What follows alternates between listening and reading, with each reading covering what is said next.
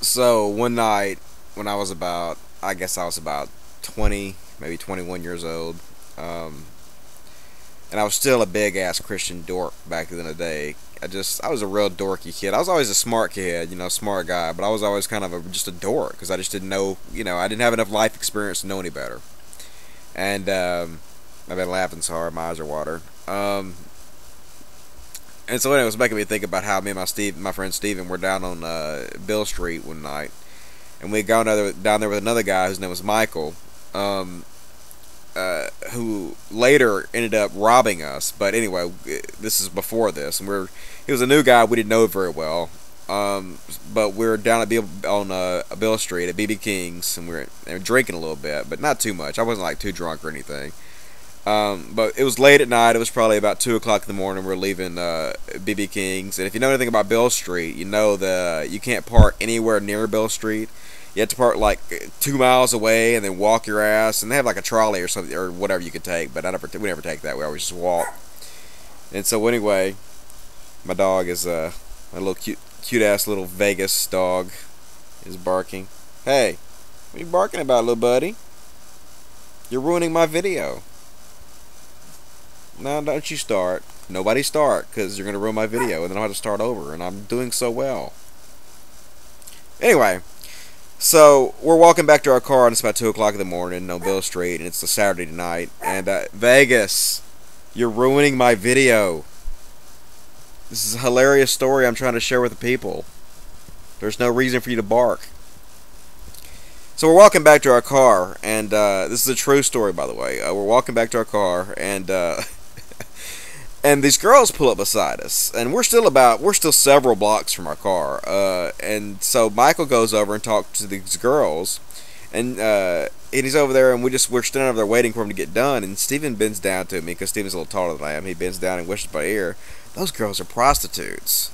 And I thought he was joking. I said, "No, they're not." And so as soon as he said that, as soon as I said that, Michael leaned up for the car and he waited. And he said, "These girls are gonna give us a ride." So me, like the dumbass dork that I am, I thought that Steven was joking, and these girls were friends of Michael's that were gonna give us a ride back to our car. And so we go to get in the car, and they tell me I'm the first one that's going to get in the back seat like a dumbass. And they tell me that the other side door is broken. So we all have to climb through the back to the same door. So I climb through first, and then I'm right up here against the door that doesn't open. And then next up comes Michael. He's sitting in the middle, and then at the end is Steven. Is that the way it worked? I think that's the way it worked. Or maybe Steve was next to me. I can't. No, I think Steve was next to me. That's right. Michael was on the end. Anyway, so we start driving, and Michael starts saying, "So how much?" And the girls say 50 each. And Michael's like, "For a blowjob?" And then it was at this point I was like, "Oh shit, these girls are prostitutes." And this guy is like, negotiating a prostitute deal. And I didn't want any part of this. I didn't want any part of this at all. And you know what? If I'm being completely honest, the reason I got the car for the first place is because the girls weren't bad looking. I mean, they were pretty attractive. There was one that was black, and there was one that was white, and they were both cute girls. And so I guess I just, for some reason in my mind, I thought, well, they can't really be prostitutes because they're attractive. There's no ugly, there's no really good-looking prostitutes out there. All the prostitutes are ugly and skanky.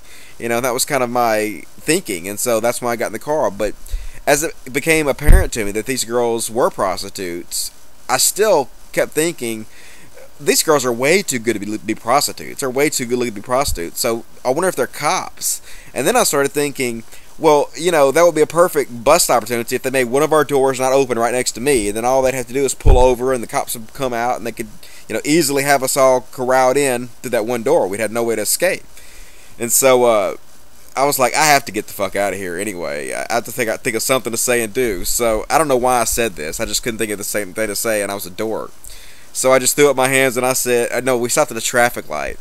And I threw up my hands and I said, "I'm married. I got to get out of here." And I leaned over Steven and Michael's laps, and I undid the door, and I crawled over them like Platoon. I'm crawling over them on my belly. And I do a head roll out on the street, and I'm in a suit because we always used to dress in suits and shit when we went out on Bill Street because we were dorks. And I did a front roll onto the street, and then I got up, dusted myself off, and just started walking like nothing fucking happened. And then eventually Steven and Michael jumped out of the car. They followed me, and I guess they told the girls to go on. But anyway, the lesson of this story is, if your friend ever tells you that you're about to get in the I fucked up the car, fucked it up. I was doing so well, and the dog's fucked up. And the lesson of the story is this: if your friend ever bends down and tells you that you're about to get in the car with 2 prostitutes, don't fucking get in the car with them, because they're really prostitutes. Okay, you know, listen to your friend when they're talking about prostitutes, because they may know better than you. Okay, they may keep you out of some shit, keep you out of jail, most importantly, because you don't want to go to jail. Okay, I am still in love with you guys. I am madly, deeply in love with you guys, and I want you to know from the bottom of my soul how madly, deeply in love with you I am. Logic.